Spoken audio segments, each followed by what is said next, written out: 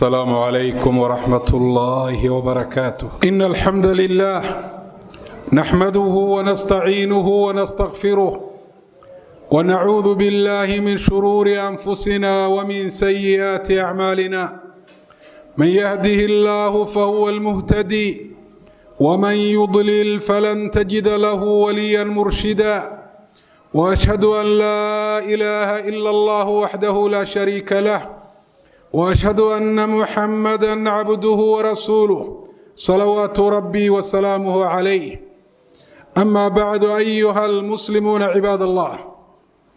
إلهي سبحانه وتعالى إساقا يا خالق المخلوقات ومالك الملك ومدبر الكون والمتصرف فيه. إساقا أبو إلهي مخلوق ودن عالم كودن إلهي إساقا إياله ربي با سبحانه وتعالى ماموله oo wuxuu doonaa uunay ka dhacayaan. ilaahay subxaanahu wa tacaala wax kastoo adduunyadan dusheeda uu qadaro inuu ka dhaco, rabbi subxaanahu wa tacaala xikmad buu ka leeyahay. waxaanuu wax waliba ku dhacay khayr iyo shar ilaahay subxaanahu wa tacaala qadarkiisa iyo si waafaqsan cilmigiisii horreeyey. waxaa la gudboon qofka muslimkaa dhacdooyinka natiijada qadarka ilaahay subxaanahu wa tacaala ee hareerihiisa ka dhacaya ama isagaba asiibaya inuu cashare iyo duruus ka barto, inuu ku cibro qaato, iimaan inuu ka kororsado, toosnaanna inuu ka siyaadsado. musiibadii ka dhacday suuqa waaheen waxay ku dhacday marka koobaad ilaahay qadarkiisa. qaala nabiyu calayhi salaatu wasalaam: كتب الله مقادير الخلق قبل أن يخلق السماوات والأرض ب50,000 سنة. إلهي سبحانه وتعالى خلقك قدر هدودا إيا وحيابها إلا كل ميان خير يشر وحلوح المحفوظ كوكو قري انتانوا أبورين سموين كي يدلالك كنتن كن أو سندوت كهر كنتن كن أو سندوت كهر وحا إلهي سبحانه وتعالى وقدري ayuun baa dhacay. waxa ilaahay subxaanahu wa tacaala uu qadarayna cid baajin kartaa ma jirto. ilaahay qadarkiisu wuu fulayaa. ilaahay subxaanahu wa tacaala wuxuu inoo sheegay in la rumeeyo qadarka oo qofku dhibaatooyinka iyo masaa'ibta haleelaa ilaahay qadarkiisa inay ku dhaceen inuu yaqiinsado oo iimaan qalbigiisa ku jira arrintaasi ay noqoto inay arrintaasi faa'iidooyin badan leedahay. xanuuno qofka ku dhici lahaa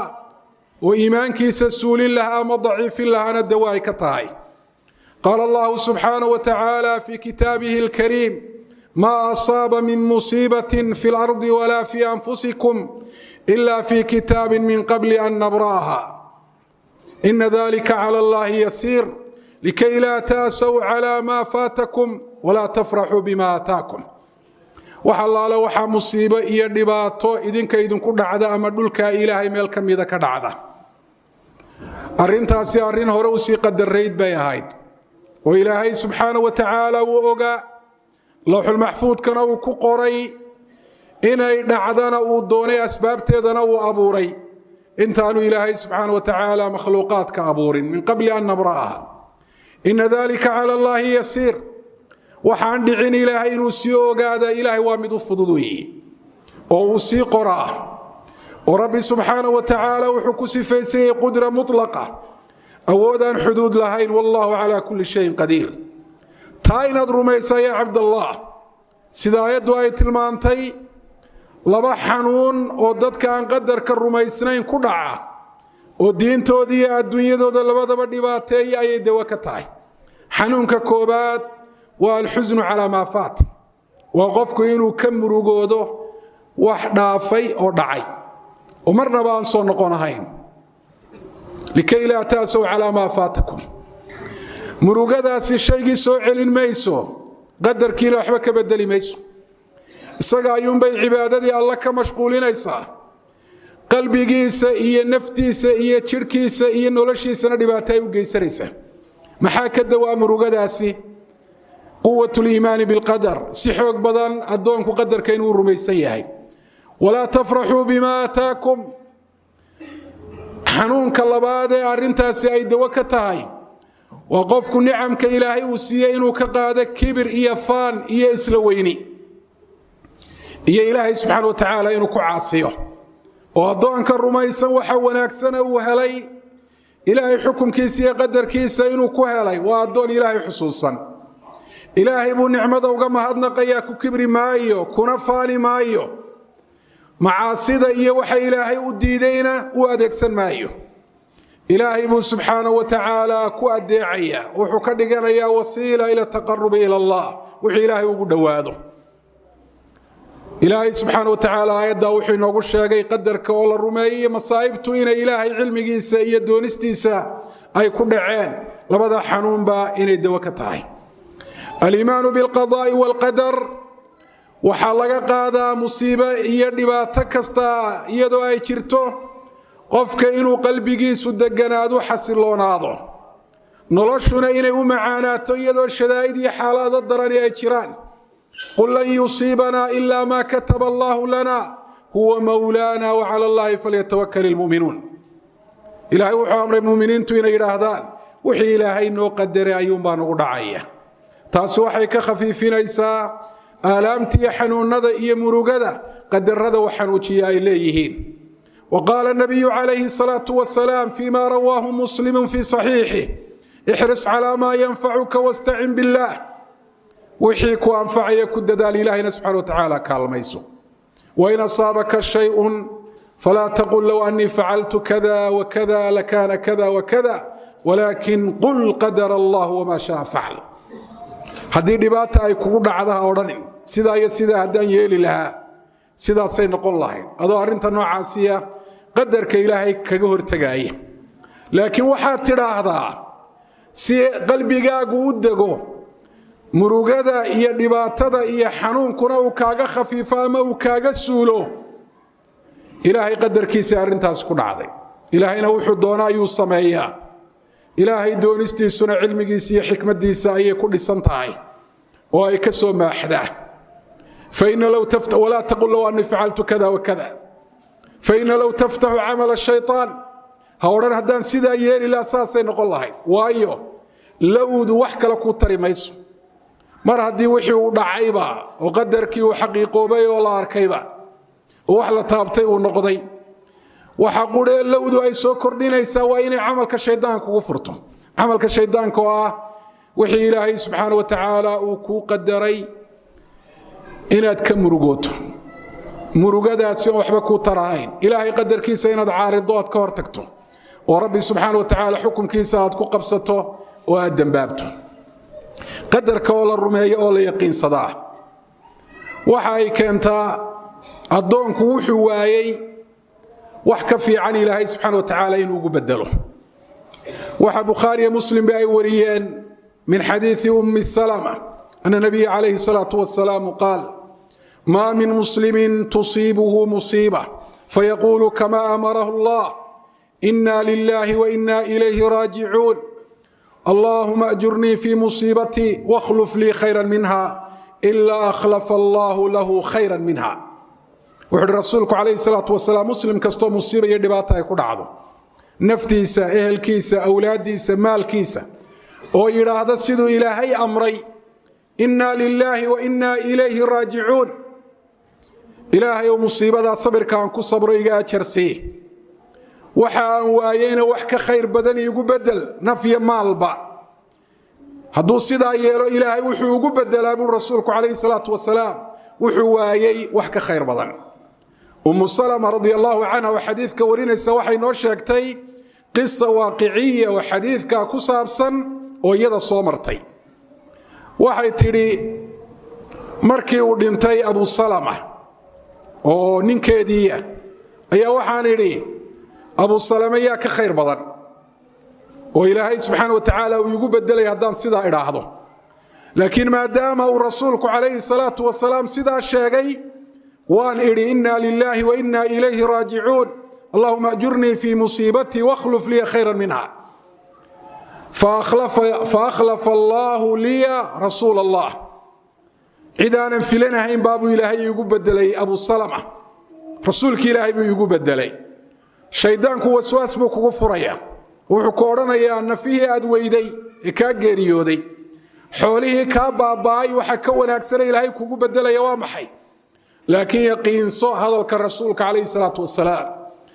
wuxuu hadalkaasi rasuulku ku yidhi waxyi xagga ilaahay uga yimi wamaa yantiqu cani ilhawa in huwa ilaa waxyun yuuxaa qofku haddii qadarka uu yaqiinsado oo qadarka uu ku sabro ajar weyn buu helayaa iyo raxmadda ilaahay ee ballaadhan se ilaahay subxaanahu wa tacaala uu yidhi walanabluwannakum bishayin min alkhawfi waljuuci wanaqsin min athamaraati walamwaali walanfus walanabluwannakum bishayin min alkhawfi waljuuc wanaqsin من الأموال والثمرات والأنفس إلهي سبحانه وتعالى وحلو حاندكو امتحامي دونا بقى قاتشو نقصان قشن فيه نودد ايدين كدنتان مريها يبيريها اد بيرتين ويدين كبا حوله او بابا إلهي سبحانه وتعالى وحو تلمامي هلكا مركا الله مريو يقدرك حنونك اللي هو دعو addoomuhu inay qaybsamaan waxay u qaybsamaan kuwa sabra iyo kuwa aan sabrin kuwa sabra waxay helayaan buu ilaahay tilmaamay wabashir as-saabiriin buu ilaahay subhanahu wa ta'ala u bushaare kuwa sabra alladheena idha asaabatum musiiba qaaluu inna lillahi wa inna ilayhi raaji'uun kuwa sabra waa kuwa musiibadu markay ku dhacdo oranaya annaga ilaahay baan naleh iska daa xoolaha iyo caruurta iyo dumarka iyo waxa kala gacantaan ku hayno wa inna ilayhi raaji'uun annaga lafteeda dhimanayno xagga ilaahay u noqonayna naftooda xaqiiqada inay u sheegan ay ku sabarsiimanayaan ulaa'ika calayhim salawaatu min rabbihim wa rahma bur ilaahay subhanahu wa ta'ala kuwa muujiyay al-iimaan bil qadar ilaahay subhanahu wa ta'ala amaantiisa iyo rahmadiisa ay helayaan rahmadda ilaahayna way noocay badan tahay waxaa ka mid ah in ilaahay subxaanahu wa tacaala diinta iyo iimaanka u quweeyo waxaa ka mid ah wixii ay waayeen ee waayitaankiisa ay ku sabreen wax ka fiican ilaahay subxaanahu wa tacaala inuu ugu bedelo ayuha almuslimuuna cibaadallah musiibadaasi dhacday waxay muujisay qiimaha ay leedahay qofku qadarka ilaahay inuu rumeeyo iyo raadka aliimaanu bilqadari dadka noloshooda uu ku leeyahay dadka muslimiinta ee musiibadaasi ay ku dhacday intoodii hadasha waxay ku hadleen hadalaadu fiican oo muujinaya al-iimaan bil qadar kamana muuqan jazac iyo argagax iyo qadarka ilaahay subxaanahu wa tacaala hadalla ay ku caaridayaan ama ilaahay subxaanahu wa tacaala xukunkiisa cabasho ay ka cabanayaan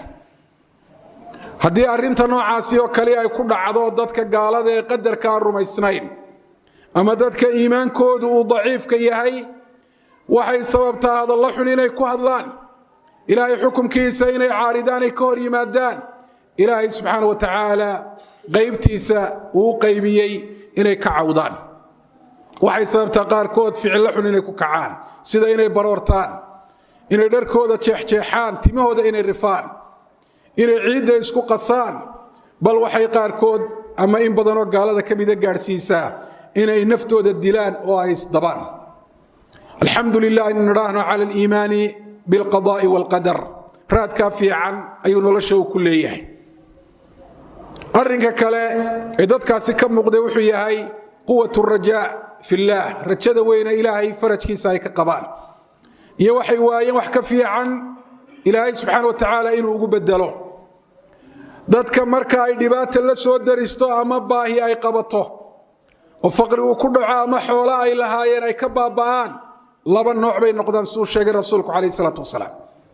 kuwa baahidooda ilaahay u sheegta oo ilaahay subxaanahu wa tacaala risqi soo degdega ama mid soo raaga uu ku arsaaqo iyo kuwa ilaahay subxaanahu wa tacaala iska ilaaba oo quluubtoodu makhluuqaadka ay ku xidhan tahay oo ay ka laalaado oo baahidooda makhluuqaadka u sheegta dawladuhu ana soo gaadhaan dadku ana soo gaadhaan ana la soo caawiyo iyagoon ilaahay subxaanahu wa tacaala aan baryin oo baahidooda aanu bandhigin kuwaasina baahidoodu weligoodba ma daboolanto kuwa ilaahay inta ilaabaan makhluuqaadka baahidooda u sheegta wuxuu rasuulku calayhi salaatu wasalaam sa Abdullah ibn Mas'uud ka wariyay xadiidka imaamu axmed iyo abu daawuud iyo tirmidi baa ku qoray kutubtooda xadiidka wuxuu hi rasuulku calayhi salaatu wasalaam man asaabathu faaqa faanzala biha annaas lam tusadda faaqatuhu qofka faqri iyo baahi ay asiibto oo dadka u bandhigto iyaga barya ilaahayna iska ilaaba baahidiisaasi weligeed ma daboolanto sidii bay u taagnaataa waman asaabathu faaqatun faanzalaha billaah yuushiku an yarzuqahu allahu birisqin caajilin aw aajil qofka baahi ay la soo daristo oo ilaahay subxaana wa tacaala baahidiisaasi u sheegto qalbiga xagga ilaahay u jeediya oo rabbi subxaana wa tacaala barya ilaahay wuxuu u dhow yahay inuu ku arsaaqo risqi soo degdega ama risqi aajila oo mar dambe yimaada marnaba ku qadi maayo addoonku baahidiisa inuu ilaahay subxaana wa tacaala u bandhigto ilaahayna subxaana wa tacaala wuxuu inoo sheegay oo ballan rabbi ah addoonku waxa uu ka malaysto ilaahay inuu ka helayo bukhaari iyo muslim waxay wariyeen rasuulku calayhi salaatu wasalaam inuu yidhi ilaahay wuxuu yidhi ana cinda danni cabdi bi addoonkaygu wuxuu iga malaysto ayuu iga helaya imaamu axmed wuxuu ku wariyey musnadkiisa xadiidka xadiid la midoo laakiin ka yara faahfaahsan wuxuu yidhi rasuulku calayhi salaatu wasalaam ilaahay wuxuu yidhi ana cinda danni cabdii bi in danna khayran falahu wain danna sharan falahu addoonkaygu halkuu wuxuu iga fisho iyo wuxuu iga malaysta ayuu iga helaya khayr hadduu iga fisho oo uu iga rajeeyo khayrkaasuu iga helaya shar hadduu iga fisho niyada uu xumeeyo oo quus iyo rajo la'aan uu galana waxa uu iga fishay ayuu iga helaya waa ilaahay baa subxaana wa tacaala sidaasi leh yaa cibaad allah dadkii hore wanaagsanaa xaaladuhu markay u adag yihiin ayay u rajo badnaayeen nebiyullaahi ibraahim calayhi salaatu wasalaam dab ayaa loo diyaariyey aan loo soo dhowaan karin oo qofka xataa lafihiisa budo ka dhigaaya marka lagu dhex tuuro laakiin dabkaasi wuxuu ku dhex dhacay iyadoo aad ay u xoog badan tahay rajada uu ka qabo in ilaahay uu ka badbaadiyo muu eegin asbaabtan maadiga hortaalla oo qura ilaahay subxaana wa tacaala awooddiisa ayuu xusuustay iyo raxmadda rabbi ee waasica taasina waxay ku dhalisay rajo weyn inuu ilaahay ka qabo oo uu rajaynayo dabkaa weynee inta badan la shidaayay inaanu ku guban oo ka badbaado xasbuna allah wa nicma alwakiil buu yidhi ilaahayna subxaana wa tacaala rajadiisaas uu xaqiijiyo iyadoo dabkii lagu tuuray ayuu dabkii ilaahay amar siiyey qulnaa yaa naaru kunii bardan wasalaaman calaa ibraahiim saasi ayaana u dhacday nebiyullaahi muusa calayhi salaatu wasalaam fircoon iyo colkiisii markuu ka qaxay oo isagoo baxsadoo baddii ay hortiisa tahay cadowgii iyo ciidankiisina u soo muuqday waxay yidhaahdeen dadkii la socday qaarkood se ilaahay sheegay falammaa taraa aljamcaani qaala asxaabu muusa innaa lamudrakuun markay is arkeen labadii kooxood dadkii muuse la socday qaarkood waxay yidhaahdeen waa layna hayaa waa layna qabanayaa meelaynu baxsanaa ma jirto baddii waa tan horteenna cadowgina waa kan inugu daba jira laakiin nebiyullaahi muusa calayhi salaatu wasalaam nebi ilaahay buu ahaa oo iimaankiisu uu qawi yahay ilaahayna mala fiican ka malaysanaya wax fiican ka filanaya rajada ilaahay fadligiisa iyo raxmadiisa iyo farajkiisa uu ka qabaana aaday u xoog badan tahay qaala kallaa ina maciya rabbii sayahdiin ma dhacaysa buuri in layna qabto layna hareereeyo ilaahay baa subxaanahu wa tacaala inala jira oo meel aynu ku badbaadno iyo waxaynu ku badbaadno inagu hanuunin doona sidii baanay u dhacday ilaahay wuxuu ku hanuuniyey oo u amray baddii weynayd ul yar inuu ku dhufto waa sabab aan iyada oo qura haddii la eego baddaan waxba ka taraahayn laakiin awooddii ilaahay baa la socota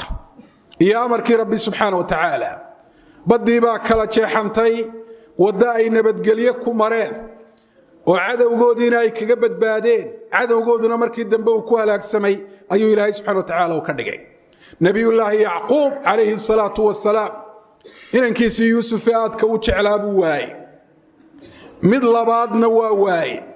haddana marnaba ma rajo go'in iyadoo arrintaasi qalbigiisa xanuun badan ay ku haysay inamadiisii buu diray yaa baniya idhabuu fataxasasuu min yuusufa wa akhiih ولا تيأسوا من روح الله إنه لا ييأس من روح الله إلا القوم الكافرون. إنما إذا تقبولي يوسف يولالك الرادية إلهي فرج كيسر مرة باك قوصننا قالوا با إلهي فرج كيسر كقوصتا ومركا دباتا يكون عدو قوس انتو سو استاغو أرين كيسو كدن بيا إنو يسدلو سيدا ينفر بدن أينو أرقنو يدعدا وهي إيمانك يقفك حري لها قبوتشن لها رجكو بيري لها أياك مقن. أيها المسلمون عباد الله دعنا وحيابين كبرين وحكم إذا إلهي سبحانه وتعالى أوديس إنه مركو ربي يقينسا لكن دعدو ينكو إيمان بيكو زيادينيا سيد نبي الله إبراهيم بي إلهي وقد البي إنه تصو وحوديس وصي موتشيا سيو إيمان أرنتا نوعا سيو زياد سلو iyo dacfiga iyo taagdarrada bani aadamka iyo sida ilaahay subxaanahu wa tacaala aan uga maarmi karin. waxyaabaha aynu dhacdan ka baranayna waxaa ka mid ah iskaashigu qiimaha uu leeyahay in ilaahay la tala saarto subxaanahu wa tacaala oo kaalmo la weydiisto awood iyo tamar wixii la hayana la isu geeyo oo dadka muslimiinta ah ay isu gurmadaan qof iyo laba iyo saddex dabkii halkaa ka kacay حكمينتيسا يا بختينتيسا أودو ما يهلين إلهي با سبحانه وتعالى لتلا صارتي أودي لهيين ولا يسوقي متقودها تشوقية متدبدا كسوق قرمديبا إلهينا سبحانه وتعالى وحصابه قد جاي ضبكاسي منطقة من حدود إنو كوبنالو ومقالة دوردن إنان ودقارين أما وغيران سوقية مقالة دوردن إنان كفيدين وارين قيمة بدنا ايتاينا الله نوليه اسكاشغو وإلهي وإن أمره يقول وتعاونوا على البر والتقوى ولا تعاونوا على الإثم والعدوان إلا يسقر مدو ددك دباتدو أي كوهبسطو الله كالميو وارين نبي محمد عليه الصلاة والسلام إنه قد يرقلي وشيقين كالمدى إلهي إلى الانتي سنين كويلينو والله في عون العبد ما كان العبد في عون أخيه. waxyaabaa qisadana inuu ka baranayo dhacdadan waxaa ka mid ah qofka muslimka ahi masaa'ibtu markay ku dhacaan inuu iska ilaaliyo waxa loo yaqaan baasaysiga. baasaysigu waa in qofku waqtiyada ka mid ah ama meel dhulka ka mid ah ama makhluuqaadka ka mid ah dhibaatada inuu keenay oo isagu la madax bannaan yahay oo aamino. baasaysiga noocaasina waa kufri iyo shirki iyo gaalnimo biittifaaq ulama. nooca labaadna waa waxaan sabab u ahayn arrinkaasi oo sababnimadiisu tajribo aanay ku sugnaan sidaasoo kale sharciguna aanu sheegin inuu dhibaatada sabab uga dhigo sababtaasi ayaa keentay isagoo aaminsan in faacilka iyo khaaliqu ilaahay uu yahay taasina sida culamaa tawxiid ay sheegaan waa shirkun asqar. arrinkaasi waa arrin jaahiliya oo rasuulku inooga digay uu yidhi لا طير في الإسلام باسيسي ما بنانا إسلام كدحديث وحيابها كلا إتاين نكبر أنه وحكم ذا إلهي سبحانه وتعالى هلاك يدباتوين كأسباب وشاقي سيقود بإلهي أسبابتها وشاقي إلهي وحور شاقي معاصده يا أمرك إلهي ولا خلافات إنه السبب مصايبته يدباتوين كأوتاي وحكلو إلهي سيقود وشاقي توصنانته iyo ilaahay subxaanahu wa tacaala oo la adeeco oo diinta rabbi lagu dhaqmo inay sabab u tahay badbaadada qofka naftiisa iyo maalkiisuba ay u badbaadaan. waa ka ilaahay subxaanahu wa tacaala yidhi waman yattaqi llaha yajcal lahu makhraja wayarzuqu min xaysu laa yaxtasib. waa ka rasuulku calayhi salaatu wasalaam qofku macruufka iyo ixsaanka uu sameey maruu ka hadlayay yidhi sanaa'icu lmacruufi taqii masaarica suu. wanaaga qofku uu sameeyo samafalka iyo ixsaanku wuxuu sabab u noqdaa dhibaatooyinka iyo meelaha lagu halaagsamo ilaahay inuu ka badbaadiyo. waa arrin si guud ilaahay uu sheegay laakiin qofka halaagsamay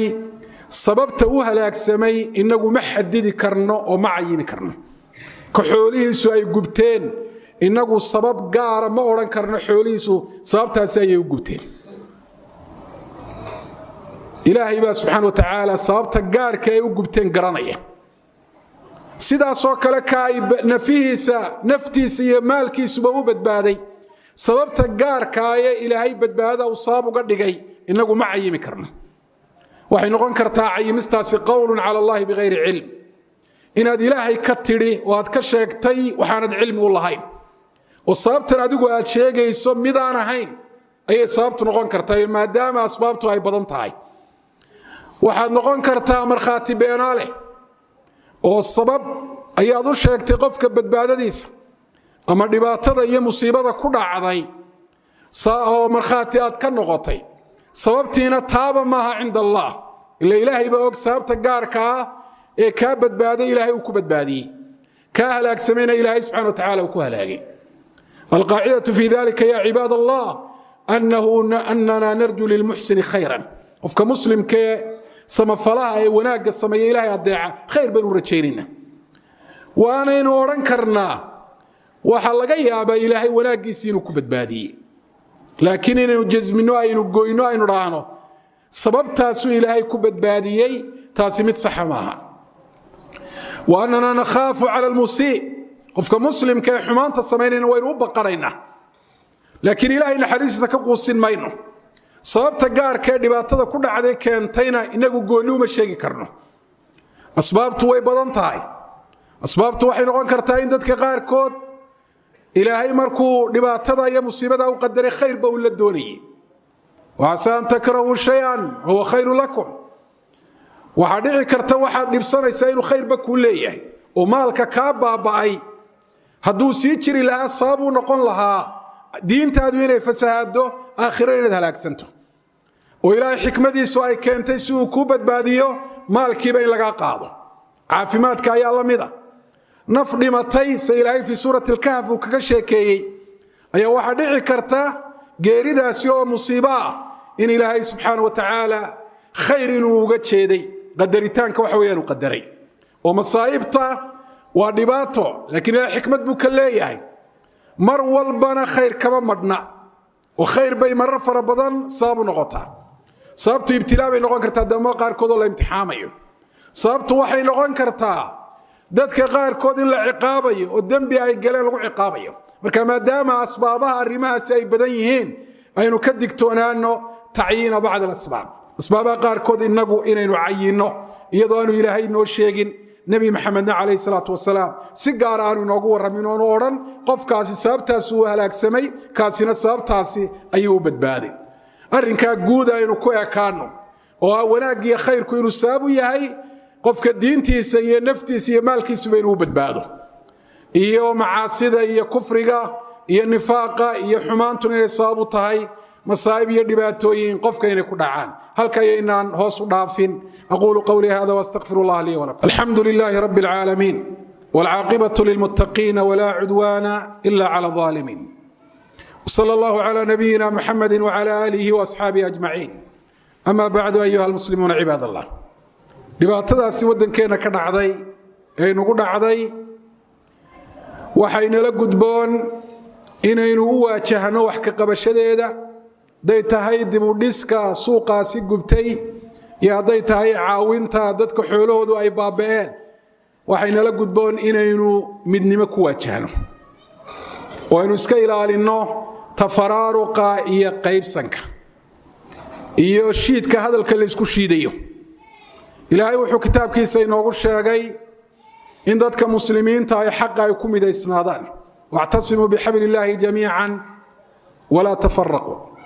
wuxuu ilaahay inoo sheegay iskhilaafku inuu sabab u noqdo fashal iyo guul la gaari waayo wala tanaazacu fatafshalu watadhab riihukum amruminu isman dhaafina waad fashilmi doontaan haddaad sidaa yeeshaan awoodiinana waxtarka laga qaadi doona barakada ayaa laga siibi doona حتى إذا فشلتم وتنازعتم في الأمر إلهي سبحانه وتعالى غزوة أحد وحو شاقي شبكي دعي واحد صابوها إنوها خلاف كي صحابة قاركود اسخلافين إيما أمر نبي أو أي خلافين أو أمرت النبي قالوا حكم إذا إن لم يدى يسناده وحق لكم يدى يسناده وحن لا يهي قفكي مراد قارة له يوشيد قارة يم مصلحة يساقوا قونية ما أنت ميالها يسكدقون aynu u midowno dhibaatadaasi dhacday sida aynu uga soo kaban lahayn waxaan leeyahay siyaasiyiintu siyaasadoodii iyo xukum doonkoodii maanta meel iskaga tiiriyaan dadka muslimiinta dhibaatadu ay gaadhay yaan lagu dul murmin oo aan dushooda laga yootamin oo aan aqraad iyo ujeedooyin siyaasadeed aan lagaga hadlin arrinkooda. arrinta noocaasi fashil bay nagu keenaysaa. waxay tacaawunka iyo iskaashigiiba xataa kala dhantaalaysaa. xataa cid ku caawin lahayd bay sabab u noqonaysaa inay dib isu taagaan oo dadkan waa dad iskhilaafsan oo cid wax lagu aaminiyo cid wax loo dhiiboba garan mayno. arrintaasina waxay noqonaysaa saddun can sabiilillaah, caawintii iyo kaalmayntii dadka iyo ka soo kabashadii dhibaatada qofku inuu isagu dhagax turunturo ku noqday oo isagu hor istaagay. mafaatiixa khayr aynu noqonno, furayaal khayr oo dhiiri gelinaya iskaashiga iyo midnimada iyo walaaltinimada iyo isu dhowaanshaha quluubta iyo is ogolaanshaheeda, iyo inaan noqonin mafaatiixa shar oo khilaaf abuuraya iyo nisaac. had iyo jeer alana cidda arrinka mas-uulka ah ee taladiisa loo dhiibo ha looga dambeeyey oo qof waliba yaanu ka talinin, qof walibana go'aanka uu doono yaanu iska gaadhin. waana sida ilaahay subxaana wa tacaala wayna amray, waa sida ilaahay subxaana wa tacaala wayna amray. وإذا جاءهم أمر من الأمن أو الخوف أذاعوا به ولو ردوه إلى الرسول وإلى أولي الأمر منهم لعلمه الذين يستنبطونه منهم. إلهي وحو الشاقي إنay tahay dhaqan aan wanaagsanayn, arrin la xidhiidha nabadgelyada ama baqa ku saabsan naf ama maal loo baqayo ama arrimaha guud ee masiiriga ee ummadda u dhaxeeya markay yimaadaan inuu qof waliba ka hadlo. أذاعوا به oo warkiisa qof waliba uu qoro oo uu ku hadlo oo uu sheego oo mid waliba uu ka fatwoodo oo mid waliba ra'yi uu ka dhiibto. dhaqanka fiicanina inuu yahay had iyo jeeraale talada ummaddu inay urursanaato, ciddii tala fiican haysaana cidda taladu ay ku urursan tahay inay u dhiibaan iyadoo ikhlaas iyo lilaahi ah oo ujeeddo kale aanay ka lahayn. ciddaasi haddii wax khaldan oo khaladnimadiisu ay caddahay ay ku arkaanna inay uga nasteexeeyaan. sidaasay arrimaheenna diineed iyo kuweenna adduunyaba ay ku hagaagayaan. haddii kale oo diinteenna iyo adduunyadeenna qof waliba uu ka taliyo oo qof waliba ra'yi iyo aragti uu ka dhiibto, waxay noqonaysaa ummadda qaarba dhinac inay ula kacaan, tana taladii diineed iyo adduunye ummaddu inay googo'do gebigeeduba oo ay filqanto, dabeetana ummadda diinteeda iyo adduunyadeeda labaduba inay dayacmaan. hadalka noocaasi ahi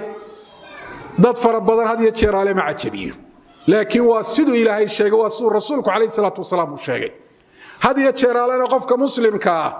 xaaladda markaa taaganun waa inaan wax ku qiimayn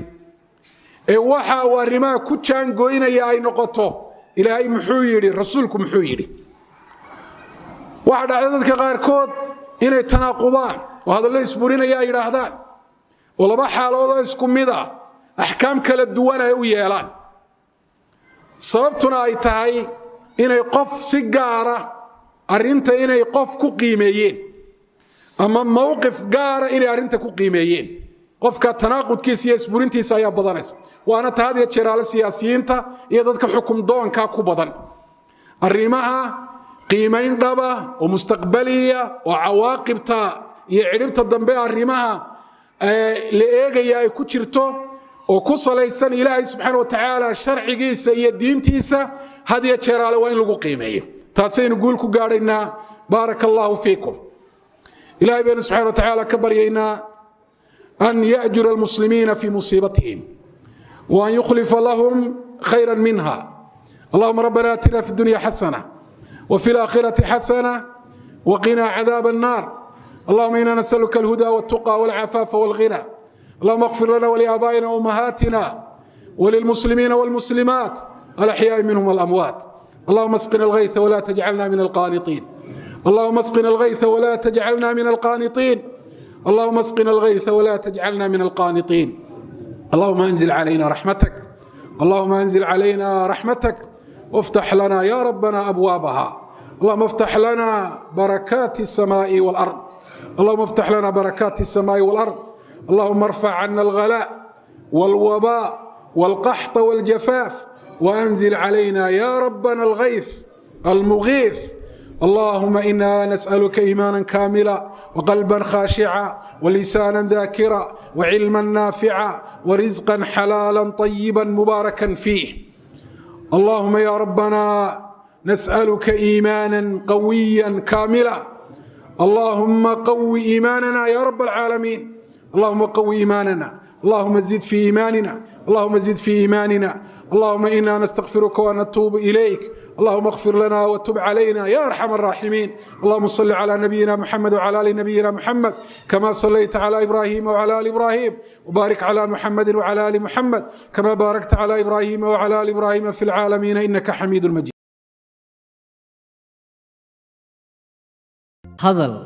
oo hadal oo ku hadal bishii oo dhan $7 oo keliya ku darso fariin kasta oo aad dirtaana waa ku bilaash. haddaba si aad ugu shubato adeega kaafiye fadlan garaac xidig 8 eber 8 afargees ama xidig 2 eber 2 afargees. isticmaal shabakadda ugu ballaaran geeyiga Soomaaliland.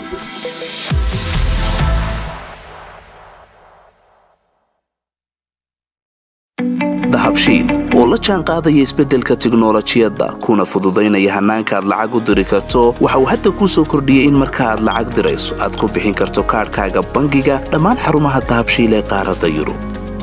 abka dahabshiil oo aad kala soo degi karto Play Store iyo App Store ayaa kuu sahlaya in meel kasta oo aad joogto aad lacagaha si fudud uga diri karto. sidoo kale website-ka dahabshiil ayaad si fudud lacag uga dhex diri kartaa goob kasta iyo goor kasta. lacag kasta oo aad dirto waxa uu qofkaad lacagta u dirtay sikimo gudahoodu ku helaya adeegga e-dahab ee moobilkiisa gacanta. waxa loogu shubi karaa akoonkiisa bangiga dahabshiil amaba waxa uu ka qaadan karaa dhammaan barnaamijyada dahabshiil ee dunida taxalladeeda. dahabshiil hawl fudaydiyahaaga maaliyadeed.